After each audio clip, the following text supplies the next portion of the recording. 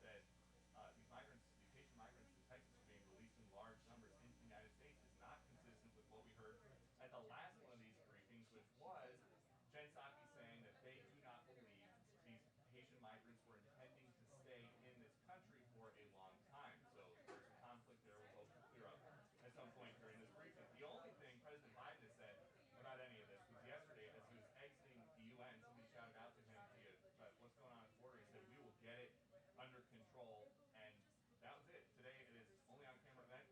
No opportunity for questions because the press pool was ushered out while he was still speaking via Zoom to some world leaders about COVID-19. A lot of questions remain about the policy snafus over the last week or so concerning booster shots, Afghanistan, and the border. And the president is looking for a win. So he's having House Democrats over here. They are trying to keep this infrastructure package and this reconciliation budget worth several $1 trillion of progressive priorities on track. But right now, it appears to be in peril because if it wasn't, they wouldn't be having these guys over here. So we expect to see Jen Psaki any minute, taking usually 45 minutes to an hour worth of our questions. So stay tuned for that. Jen?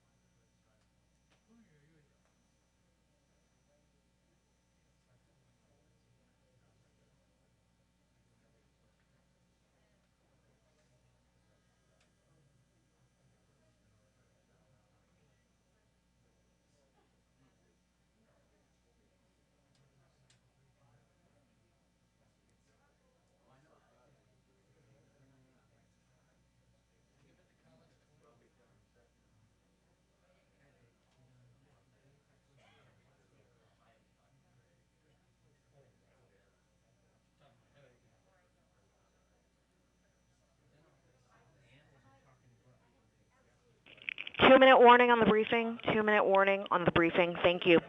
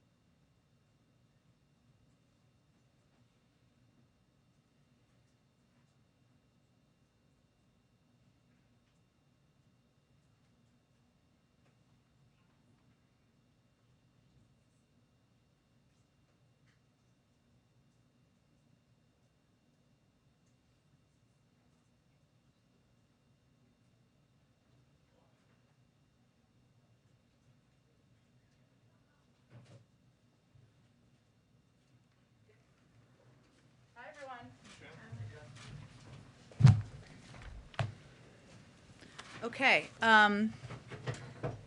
Today, the administration announced a historic new donation in the global fight to defeat COVID-19. President Biden announced that the United States is purchasing an additional 500 million Pfizer vaccines to donate to low and lower middle income countries around the world. Before today, the United States had already committed to donating over 600 million doses to the world. That includes 500 million Pfizer doses that we purchased earlier this summer to donate to 100 countries in need, the largest donation of COVID-19 vaccines by a single country ever.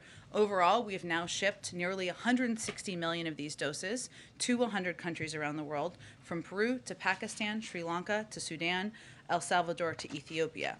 To put this in perspective, the United States has now delivered more free doses than every other country in the world.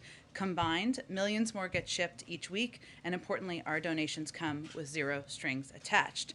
Today's announcement brings our total to over 1.1 vaccines donated to the world overall, and we're building from here. This is obviously a huge commitment. And another piece to put it in perspective, for every shot we are delivering here, we're giving we're committing 3 shots to the rest of the world. This commitment also comes as part of a joint EU-US vaccine sharing commitment that the United States and Europe will share doses globally to enhance vaccination rates, with a priority on sharing through COVAX and improving vaccination rates urgently in low and middle income countries. We welcome the EU's announcement today that they will donate over 500 million doses. This is in addition to the doses we have financed through COVAX. And these announcements come as part of today's of course, summit and global COVID-19 summit, which gathered together, convened heads of state and leaders from over 100 countries. Let's see. With that, I just wanted to also note the Vice President also spoke just recently at this summit, and she announced the U.S. is contributing at least $250 million to establish a new global health security financial intermediary fund at the World Bank to coalesce resources for pandemic preparedness. With that, why don't you kick us off? Thanks. Media along the border have reported that many Haitians are being released into the United States. Can you clarify why they're not being placed on expulsion flights to Haiti? And does the administration have any concern that these releases undercut the public messaging that Haitians should not come to the border?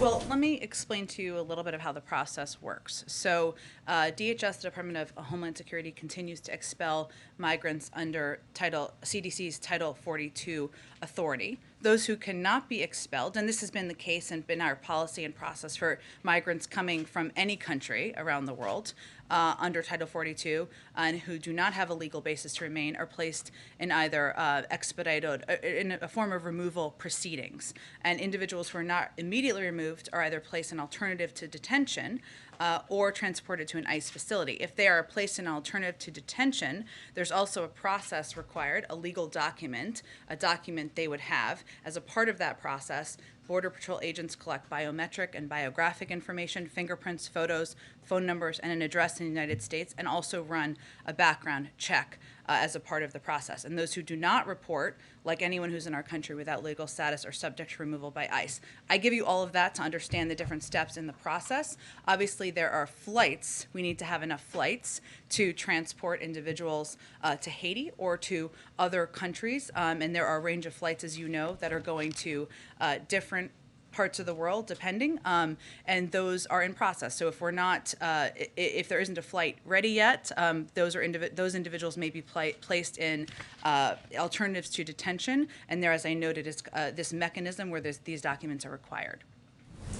And could you offer any further details on the call that happened late this morning between President Biden and President Macron? How long did it last? Sure. How was the tone? With how much, there was quite a bit of detail in the a readout of plans for the meeting. How much of that was worked out beforehand, before the presidents even got together? Sure.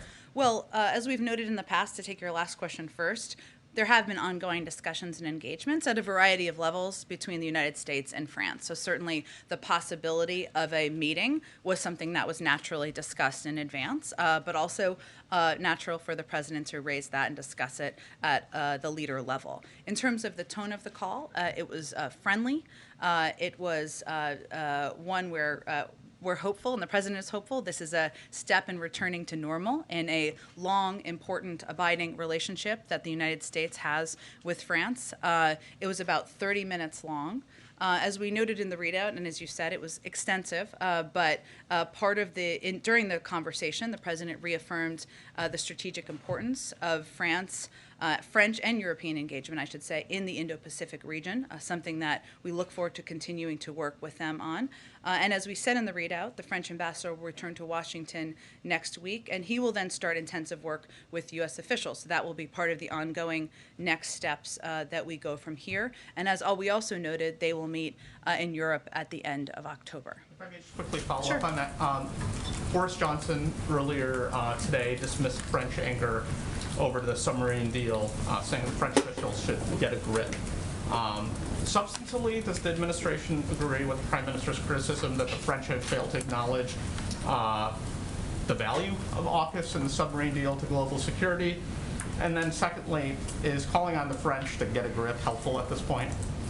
Well, I can only speak for our relationship with the French and our relationship with the United Kingdom. And I will say that the president during this call, as we said in the readout, acknowledged that there could be there could have been more discussion in advance of the announcement. And that was an important message for him to convey during that conversation. So I can't speak to the comments and whether they're constructive or not from other countries. Jen, hey, go ahead. Thanks, Jen. Follow up on immigration, then one on the schedule today. So Secretary Mayorkas has now been asked twice on the Hill, and he's not been able to provide an answer to this. So I want to ask you, do you have the numbers? How many Haitians have been deported? How many have been processed? And how many have been allowed to stay in the United States? I certainly understand why you're asking, and understand why people have been asking Secretary Mayorkas. Those are numbers that are the Department of Homeland Security would have the most up-to-date numbers. But why is it so hard to keep track of a simple number like that? Why can't you give it? Why can't he give it? It's been 2 days now he's been asked that. I'm certain they will provide it. It's an absolutely fair question to ask, and I'm certain he just wanted to have the most up-to-date numbers to provide. On the campaign trail, then candidate, now President Biden said, quote, "We're going to restore our moral standing in the world and our historic role as a safe haven for refugees and asylum seekers." How does what's happening on the border right now with Haitian refugees square with that? Well, which aspect of what's happening at the border? What's happening with the Haitians? Do you mean the photos Them we've being seen, sent or do out, you the mean photos? Yeah, them not. Well, first, we understand and agree that this has been an incredibly heart-wrenching issue. We've watched the photos of Haitians gathering under a bridge, many with families, and the horrific video of the CBP officers on horses using brutal and inappropriate measures against innocent people. I think it's important to address that and separately address what our immigration policies are, and understand that people are combining them, but that's why I asked that question. I would also reiterate that there is an investigation that will be completed by next week, which the Secretary confirmed, that will determine the next steps on both policy and personnel. All important questions people are asking, and in the interim, those individuals were placed on administrative leave and will not be interacting with any migrants. So as it relates to those photos and that horrific video, we're not going to stand for that kind of inhumane treatment, and obviously we want this investigation to be completed rapidly. I will say on the broader question you were asking, the president remains committed to putting in place a humane and orderly immigration system that includes an established and efficient process for applying for asylum, that includes a range of programs for individuals to apply to stay in the United States. That requires Congress acting, and it requires also health conditions improving as we are in the middle of a pandemic. And we are continuing to expel people coming from a range of countries as we are continuing to apply Title 42 because there is a global pandemic that is ongoing. So I would think it's important to note that our policies, our border restrictions are being applied not just to Haitians, but to people who are coming irregularly to migrate to the country from anywhere. More than 90,000 people were expelled in August. That was even before what we've seen in the troubling photos under the bridge. We are applying immigration laws. We are applying what are border requirements, and we are applying Title 42, which again is a health application given we're in a global pandemic. And just quickly on the schedule today, with all the Democrats that are here, would you describe where we at on the president's economic plan as a make or break moment? I would never describe it that way, but I would say, look, this is an important moment. We're in a pivotal period of our negotiations and discussions, and we always knew and have always known that as we get close to points where there are votes called or where there are key moments that Congress has on the calendar, that there needs to be deeper engagement by the president. That's what you're seeing happen today. As you've seen in our announcement of his schedule, he's meeting not just with leadership, he's also meeting with members of a range of caucuses across a broad spectrum of beliefs in the Democratic Party. And he sees his role as uniting and as working to bring together people over common agreement on on a path forward. And that's his objective. So yes, these meetings are important. He's looking forward to hearing from people and looking forward to playing a role in bringing people together over achieving our shared goal of lowering costs for people and making the tax system more fair. Go ahead, April, and then I'll go. Jen, just bear with me because there are a lot of moving parts on this issue. Members of the Congressional Black Caucus were here today meeting with the National Security Team, Cedric Richmond and Susan Rice. Yep. Can you give us an update, because they were talking about Haiti, the immigration issue at the border. Could you give us an update on that and what is expected for tomorrow's meeting with civil rights leaders, be it teleconference or what have you, with White House officials? Just what do you mean by an update exactly? An update on what happened in the meeting? What happened in the meeting, what was given to them, what did they ask for? Because black leaders are making big asks of this crisis moment. Tell me more about what you think they're asking for.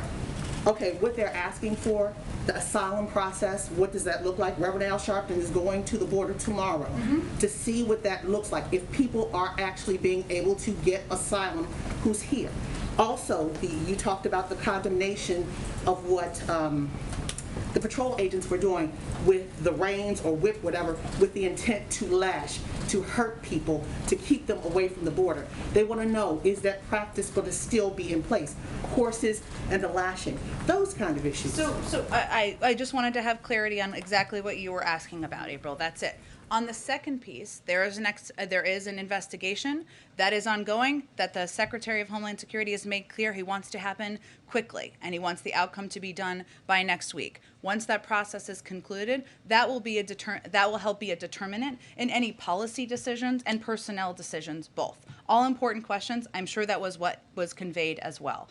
On the first part, I think in the answer I gave just a few minutes ago here, I think what we are conveying to anyone who are our partners, whether they are civil rights leaders, members of the CBC, and others who have important questions here, is how outraged we also are by these photos and this video, our commitment to this investigation, but also how our immigration processing system works. And in response to Amar's question before, what I tried to lay out is what happens, right? No matter where you are coming from, if you are irregularly migrating, we are still applying Title 42 because we are in the middle of a public health crisis. This is what is conveyed to anyone who has questions. Those individuals who are eligible to stay in the United States through a range of our programs, that they would be allowed to stay in the United States through a range of our programs. If they are, there are some who are placed into removal processes where they also can make the case, whether it's fear or fear of returning back to countries, et cetera. They will go through the process as well. So I'm sure what they are doing is explaining exactly what our immigration processes are and reiterating as well our outrage at the photos and the video. But so bear with me because this is moving pieces.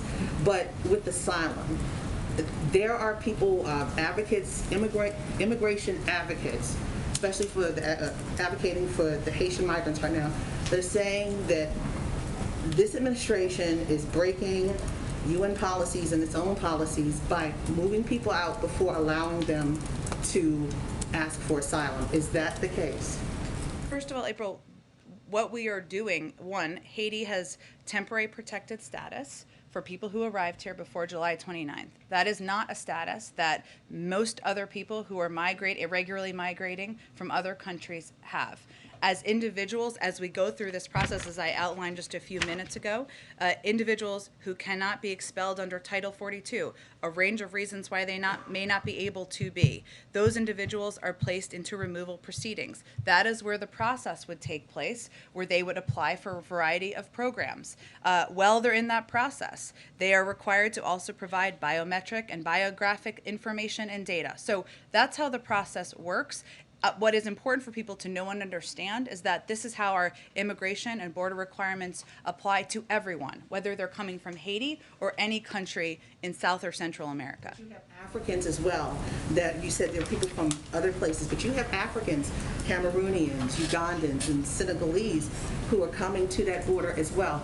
What happens with them as they are looking for asylum? Do you lump them into the same category with the Haitians that are at the border, be it Del Rio or wherever along the border? I think the point I'm making, April, and then we just have to move on to get to more people, is that anyone who's coming from anywhere, if there's temporary protected status for their country, as there are for Haitians who arrived before July, that they can apply through that program. If they're coming from other countries where we don't have that status, then they are expelled according to Title 42. If they are not, if they can't be expelled according to Title 42, they're placed in expedited removal or in alternatives to detention, no matter what country they're coming from. Go ahead, Jeff.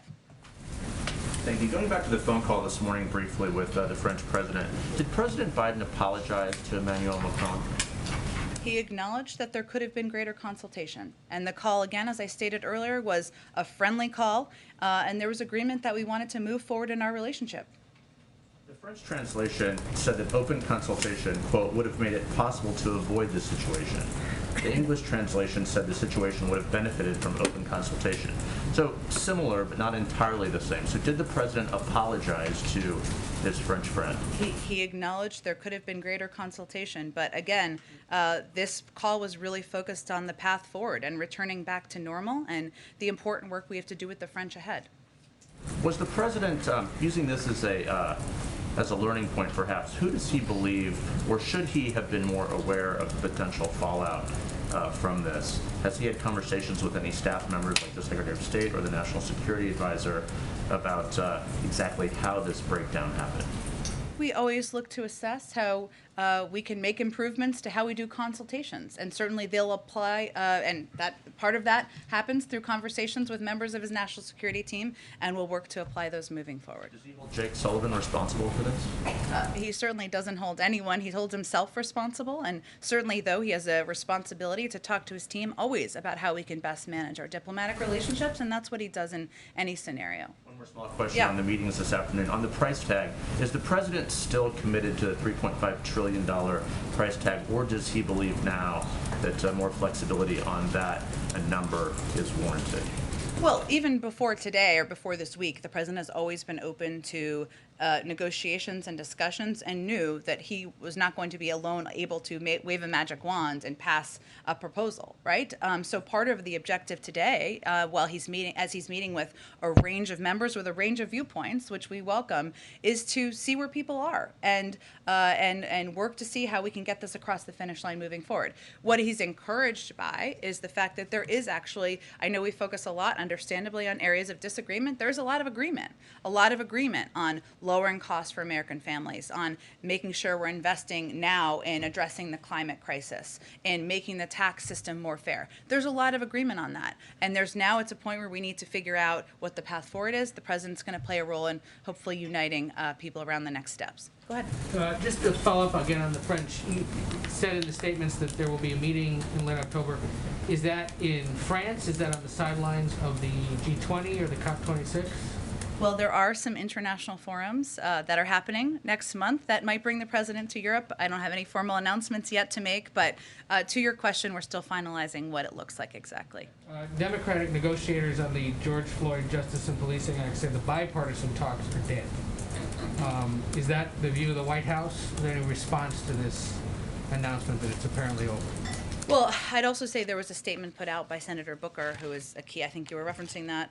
I think that was the statement you were referencing. So I would say that first, the president and everyone in the administration, we have been strongly supportive of Senator Booker and Representative Bass in their efforts, and we're greatly appreciative of their efforts, which we consider to be ongoing.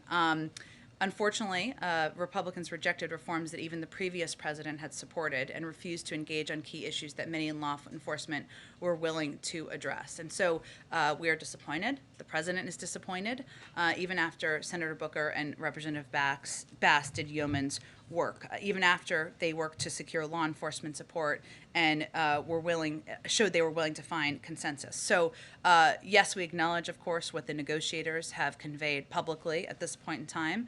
I can convey to you that in the coming weeks, we're going to consult the president. We will all, our team, will consult with members of Congress, the law enforcement, civil rights communities, and victims' families to discuss a path forward, including potential executive actions the president can take to ensure we live up to the American ideal of equality, justice under law. And on the situation on the southern border, there was a meeting today with members of the CBC. The vice president talked to the Homeland Security Secretary to express concern. How often does this get to the president? Does he get briefed on these situations, or is he just getting it in news reports? Of course he gets briefed on them, absolutely, by his team. Okay. Well, to the point that we were trying to ask him about yesterday, what is his impression of this situation down there? What does he make of how those Border Patrol agents were seen to be interacting with these migrants? And, you know, where is he on dealing with these wide range of immigration issues that continue to challenge this government? Well, Ed, on the subject of the video footage and the photos, the president was horrified by that, just as we all were. He, of course, received a briefing and update from his national security team on the efforts by the Secretary of Homeland Security to launch an investigation, and one that he would like to see concluded rapidly.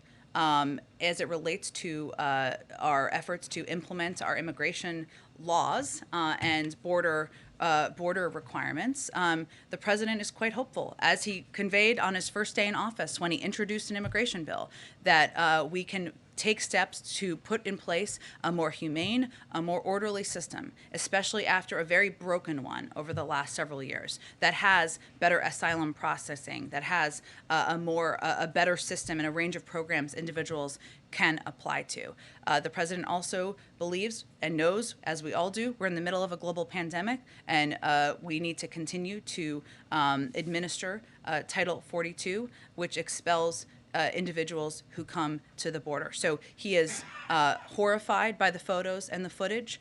He is also committed to implementing and abiding by our laws. And what is your understanding of what transpired in the Oval Office yesterday when we were all in there trying to hear from the president and the prime minister? Which aspect? Well, the British prime minister in the American Oval Office called out British reporters, and then when American reporters tried to call in the American president, we were escorted out, let's put it that way. Well, I think in that circumstance, and I think our relationship with the United Kingdom and with Prime Minister Johnson is so strong and abiding, we will be able to move forward beyond this. But he called on individuals from his press corps without alerting us to that intention in advance. Go ahead. Thank you, Jen. Just following up on this very basic but very important question. You're telling us that the DHS chief has the most recent numbers about how many of these Haitians under the bridge have been sent back and how many have been released into the U.S. The DHS chief is telling us that he doesn't know. So who else can we ask? You can certainly ask the Department of Homeland Security. I am confident, Peter. I am confident he wanted to have the most up-to-date numbers, and we will venture to get you those. I promise you this afternoon. Is this an issue of not knowing, or is this an issue of a lot more people are being released into the U.S. than are being sent out? That is certainly not the issue. First, I think it's important to reiterate what I conveyed earlier about what the actual process is. Individuals are expelled under Title 42. If they can't be expelled under Title 42, they are put into a removal process. If they are put into a removal process, they're either transported to an ICE facility or released with a legal document. That legal document includes fingerprints, photos, phone numbers, an address in the United States, and a background check. That's the process that transpires. That's a part of our immigration process, regardless of where you're coming from. And just because you keep using Title 42 to defend this administration's immigration policies, that is a Trump-era regulation. You guys came in saying that the Trump-era immigration policy was very inhumane. Title 42 is not an immigration policy. It is a health authority because we're in the middle of a pandemic.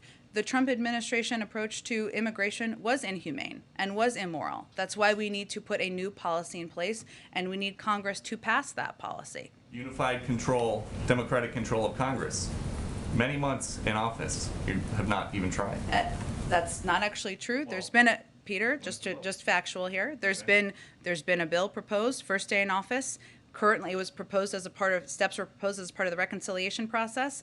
Right, the parliamentarian rejected that proposal. They're going back and proposing new options. President supports that. He would like to see immigration reform passed into law, more humane processes. Just one more. Has President Biden ever been to the southern border? In his life? Yes. I will have to look back in my history books and check the times he's been to the southern border. We have been looking all morning, and we cannot find any record of him visiting the border as president, vice president, senator, or even as a concerned citizen. Why would that be? I can check and see when the last time or when he may have been. But tell me more about why you're asking. Because this is a president who makes a point when there are disasters in this country, like a wildfire or a hurricane, to go and see for himself firsthand what the needs are of the local community so that he can have an informed POV to make policy. Why doesn't he do that?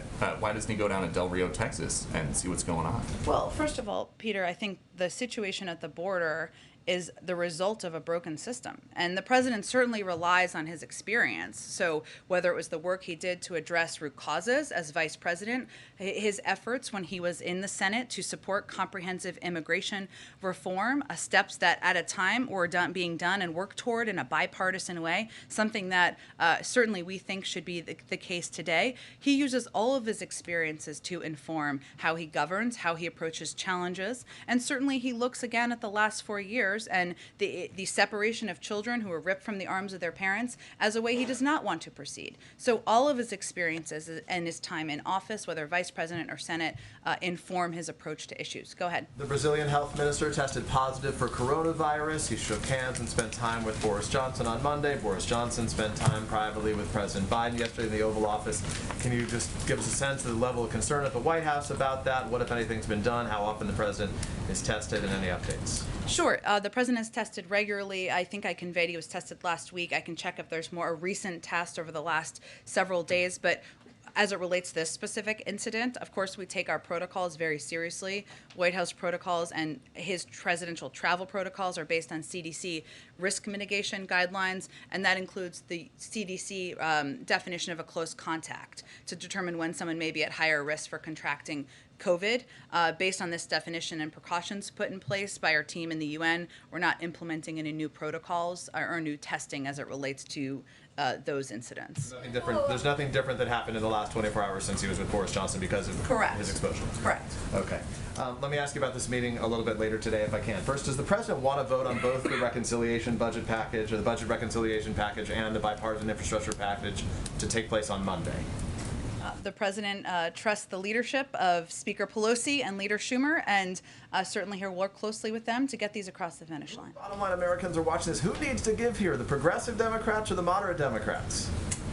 Sometimes there's need for compromise from every end, but he'll know more after these discussions today in the coming days. So let me ask this then, if I can, Jen. So the president, he campaigned, and in his first months in office, he campaigned on this message of unity and competence, that he could make Washington work, that he would rebuild, revitalize these alliances. Now Americans are seeing headlines about Democrats divided about what they're going to do on this agenda. France is furious at the U.S. There's frustration among allies about Afghanistan.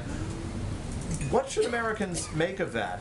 given what they've seen in recent weeks? Well, let me take each of those issues. The president just had a friendly phone call with the president of France where they agreed to meet in October and continue close consultations and work together on a range of issues. And where he acknowledged a failure, right, that he should have communicated better and advanced that. Well, again, I think in terms of the level of American concerns, acknowledging there can be closer coordination and consultation, I don't think is going to be the height of concern for most of the American people. But anyone who's concerned about our relationship with France can rest assured that they had a friendly phone call and we have a path forward. On the second, which is why I asked. on the second piece, I would say this is a messy sausage-making process. The president today, what Americans should be encouraged by is the president is bringing people of a range of viewpoints on big, important packages that are going to make their lives better here to the White House to have a discussion about it. He's rolling up his sleeves. He's welcoming them to the Oval Office. He'll have some COVID-safe snacks, whatever may happen. People should be encouraged by that. And that's the kind of president he is. He's going to be deeply engaged with getting bills and legislation across the finish line to make their lives better. I guess then just to punctuate that, why do you think in the most recent poll from Gallup that 43% of Americans now approve of his handling of the job, which had been well above 50% only a matter of weeks ago? What do you think in the eyes of Americans has changed that you guys have not done well enough? Well, I think the country is going through a lot right now, and people are still under the threat of COVID. That is concerning to a lot of people. We see that in polls as well. Even as they approve of the president's handling of COVID, that's still something impacting people's lives. There's a great deal of anxiety about that. We understand that. But our objective is to keep pushing his agenda forward and keep making their lives better and, look at that over the long term. Go ahead. Jen, I was struck by what you said in response to Ed's question about what happened yesterday in the Oval Office. Okay. Can you shed a little bit more light on this? Did the president feel he was upstaged by the British Prime Minister yesterday? I think the president has not spent a moment worrying about it. Can I ask you, because there are so many issues that we have discussed here that are of interest to the public, everything from the collapse of the police reform negotiations on Capitol Hill today to the pivotal period we're in, 8 days before the end of the fiscal year and no deal yet to avoid a government shutdown a week from tomorrow. When can we expect to hear, or when can we expect to have the opportunity to ask the president substantive, pointed questions about these matters in a way that he will elaborate on his views?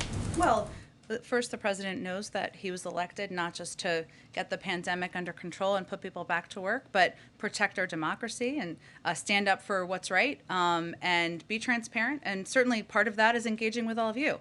I would note that he answered questions 135 times leading up to September, 3 times last week. And he'll keep looking for forums to answer questions from all of you, something that he sees as vitally important to our democracy. But in this month of September, most of the occasions we've had have been fleeting. In fact, there are some occasions where he's only taken one question and walked away, and most of those occasions have occurred outside of this building.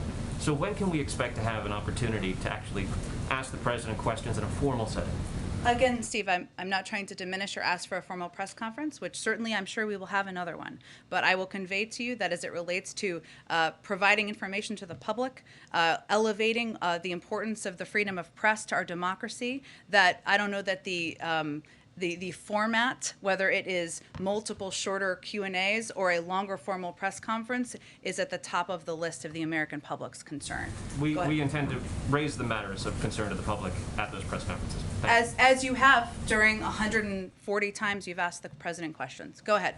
Thanks, Jen. A couple to follow on Macron first. The French had called for the cancellation of the EU-U.S. Trade and Tech Summit in Pittsburgh next week. After the phone call today, do you expect that to go forward? We're still, our officials who are planning to attend are still planning to attend. With no sense of if the Europeans are. We're continuing to plan for an inaugural meeting of the group in Pittsburgh as a follow-on to the commitment made several months ago. The readout said that the U.S. was committed to reinforcing support for French counterterrorism operations. I'm wondering if that is sort of a broad, we're allies and partners, or if that was, we should read between the lines that that is some new commitment that we've given to the French in terms of like tangible support.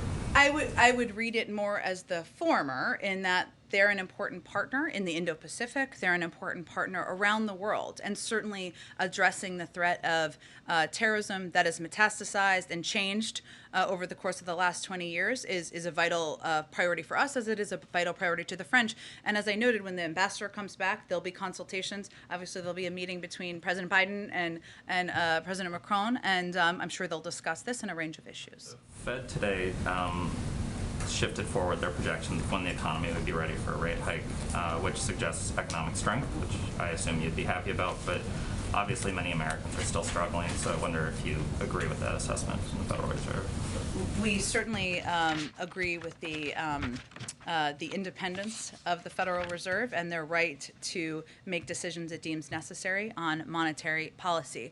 I would note that even just yesterday, the OECD projected 6% GDP growth, certainly a positive sign, which is nearly double what was projected in December. And the OECD also increased its projection for U.S. GDP growth in 2022. So we've seen a number of positive signs as it relates to economic growth. That doesn't mean that every issue, to your point, every American is having as it relates to inequality or access is solved. It's not. But our focus and our policies is to address those over the long term. On the congressional meetings today, sort of the format of them, you seem to have leaders coming in, then moderates, then progressives. Why isn't everybody in the same room? I mean, I think we've heard from all three of these people where they are, and it seems like you're kind of inviting an echo chamber rather than a chance for people to hash it out with the president sort of playing Look, I think the president wants to hear from everybody on what they're most excited about, what concerns they may have, and he wants to play a role in hopefully unifying members of the party around the path forward. And he felt this was the most constructive format at this point. I will tell you, this is probably not going to be his last engagement with a single member of Congress in these important days forward. Go ahead. Thanks, Jen. I wanted to ask, just build on something here. Did President Biden offer French President Macron any commitments to make feelings feel a little better? And in addition, did Macron ask for anything? Well, I can't. I'll point you to the French to speak to President Macron. I would say that the conversation was really about the path forward. And as I noted, the president acknowledged that greater consultation would have been helpful in this case, but it was about how to work together as we look ahead. It was not about offering a specific proposal or policy item. Can I ask you about immigration? Now that the parliamentarian has ruled against including immigration in reconciliation, and I recognize that Democrats are going to push for other avenues within reconciliation. Yep. But beyond reconciliation, what is the Biden administration's path forward for immigration? The president, as a candidate, campaigned on this issue. What type of relief is possible, and what can the Biden administration do to bring that? Well, first, I would say our current and immediate focus is on supporting the efforts of senators who have been vocal about their desire, as you said, to put forward alternate proposals to be considered by the parliamentarian and see where that goes.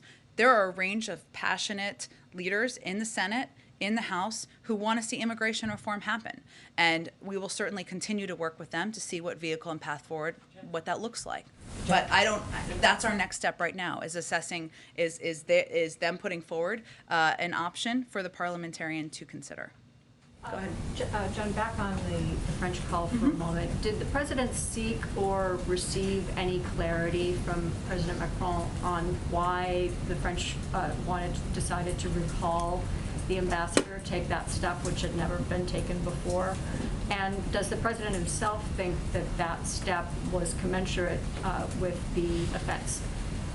I think, Anne, as I've conveyed a little bit, the focus was really on the relationship moving forward. And as we noted in the readout, the French ambassador is returning later on this week, and the 30-minute call was really more about how we can work together in a substantive way on shared areas of interest. So he's not worried that the Ambassador Etienne would be yanked again if the next thing doesn't go right? I think he's committed to working together to ensure there is consultation moving forward, close consultation, as is evidenced by their plans for a meeting in October. On the coronavirus summit this morning, the president said rightly that the U.S. is a leader in vaccine donation, but as you well know, there is criticism of the U.S. for the prospect of booster shots, a third shot in many cases for Americans before most in Africa have had one. Was that a topic of discussion? Why didn't we hear anything from the president or from the UN ambassador on that point today in their opener? Well, we're now donating 3 shots globally for every 1 shot we've put in the arm of an American. And our view continues to be that we can do both, and it's a false choice. Our view also continues to be that, frankly, the rest of the world needs to step up and do more.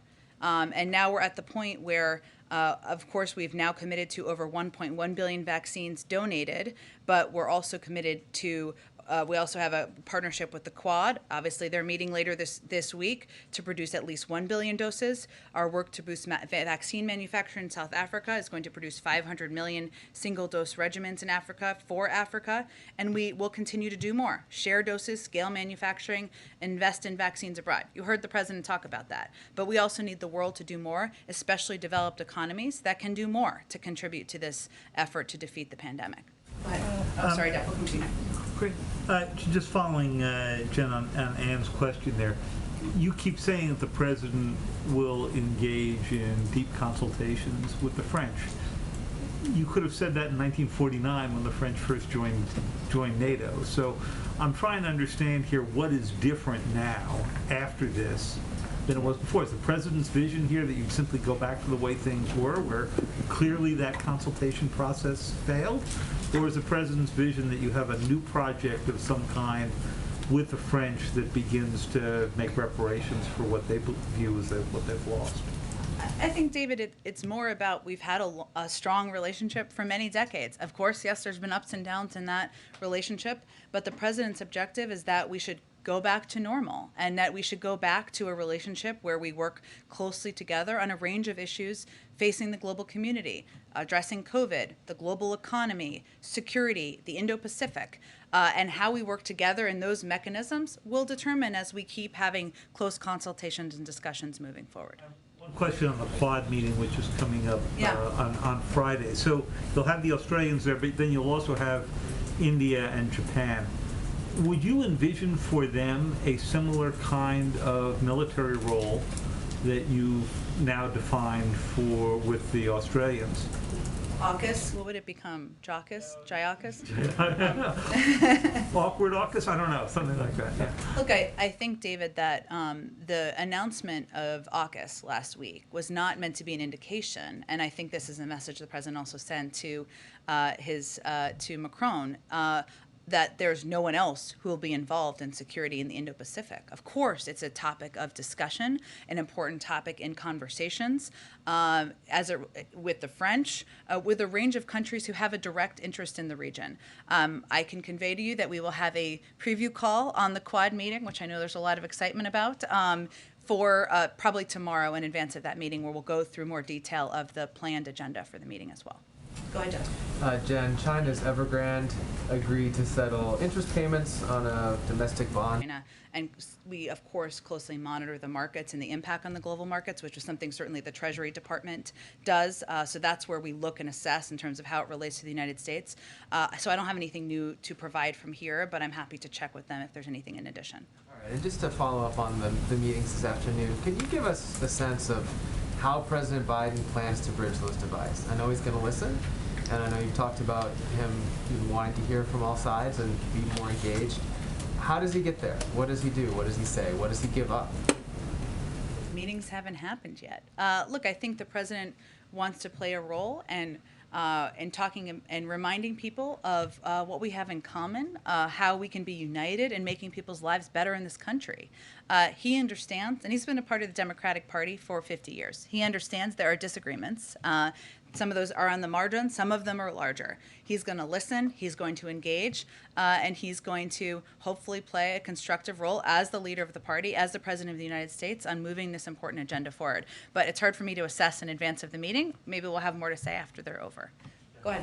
Thanks, Jen. On global vaccines, the administration has previously noted that there's been logistical challenges in getting vaccines out to the countries that are actually in need. Just with this latest round that you just announced today, has the administration adopted any new strategies for increasing the actual deployment of these vaccines, not just the procurement of them?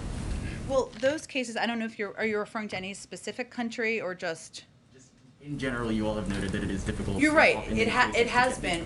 What is a good sign, I should say, is that because we've now donated vaccines to a range of countries around the world, we've been able to work through some of those regulatory, legal, logistical hurdles that have been challenges in some places.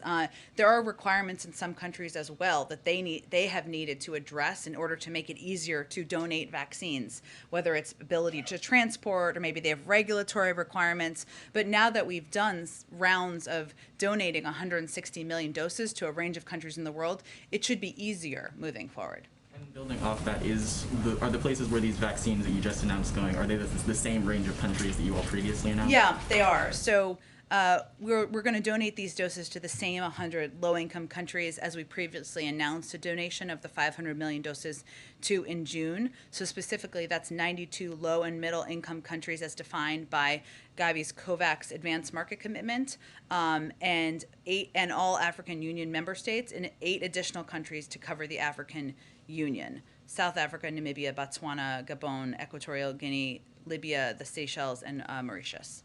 Quickly, just on police reform, you mentioned earlier that this is not going to be the end of the administration's efforts, but are we looking at an end of bipartisan efforts in this way? When Biden goes back on the Hill to talk with Democratic leadership and potentially taking executive action of his own, are we going to see another round of attempting to work with Republicans on this issue, or is this officially a place where Democrats just think they have to go it alone? Well, we're never going to close the door to bipartisanship. Obviously, they just made this announcement today. And we'll see through consultations what the best steps are moving forward. And again, as I noted earlier, that includes leaving the door open to executive actions. Go ahead. Thanks, Jen. What's the level of concern right now at the White House about the possibility of a government shutdown next week? Well, until a CR has passed that funds the government, we'll certainly have a concern. But our goal and our focus is on preventing that from happening. Obviously, the House passed the CR with including raising the debt limit attached. The Senate could pass that today, and we could all rest easy. The government's not going to shut down. The American people could rest easy. We'll see what happens. Has OMB started working on contingency plans for that possibility of a shutdown? They're always working on contingency plans, but our focus is on preventing it from happening. Go ahead. Jen, I spoke with several organizations that have been helping Haitian migrants, and they're saying that even though you have been saying that the U.S. is going to continue with the immigration policy that we have, that it's not a fair process, and for a country that talks about racial justice in this country, that the policies aren't applied accurately. And so I asked them what are some things that they were talking about, specifically on the metering. Is the administration going to put less, sometimes, concentration on guns, ammunition, and border patrols, and also put people in place that can help push the process along? Some of them say that their numbers, they get their numbers and they're bypassed, or that they're just skipped over or not chosen at all. That was one of the issues that they had. That's the first question that I had. Sure. Well, first I would say, one, as a part of our effort, we have surged resources, and we will continue to surge resources to help address the latter part of your question. On the first part, the reason I went through what I did before about how our process works is to convey that this is how our application of our immigration laws, border requirements work, no matter where you're coming from. And we expelled more than 90,000 people in August. That was prior to the gathering of Haitians under the bridge and all of the photos and the visuals that are so heartbreaking. And as it relates to policies, also very good question. As we go through this investigation to these border patrol officials who obviously were in this horrific video, that will impact. It could impact policies. It could impact certainly personnel. We'll let that process expeditiously conclude, and then I'll defer to the Department of Homeland Security on what that impact will be. A question on police reform. Derek Johnson NAACP president said in reference to politicians that have really not helped in this effort. He said that they've chosen to stand with those who have lynched the very people they are meant to protect and serve. And it's disheartening that there's a lack of courage and bravery to bring about true reform. I mean, I know you've been asked questions over and over about police reform and how realistic we're actually going to see this.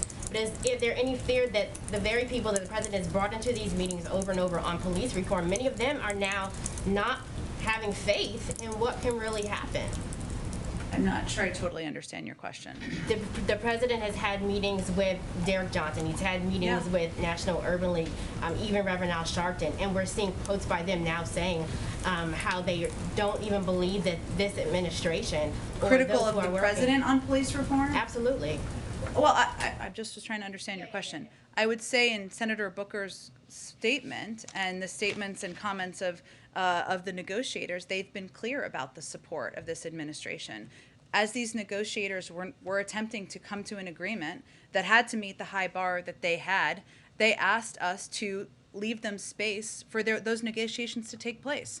And that's exactly what we did. And we supported them behind the scenes in any way that they asked for. We also agree that it's unfortunate and disappointing that Republicans rejected reforms that even the president had supported and refused to engage on key issues that many in law enforcement were willing to address. We agree. That's incredibly disappointing. And these reforms are long overdue. And that certainly is the president's point of view. Go ahead, Francesca. And I think I got to wrap it up here in a minute.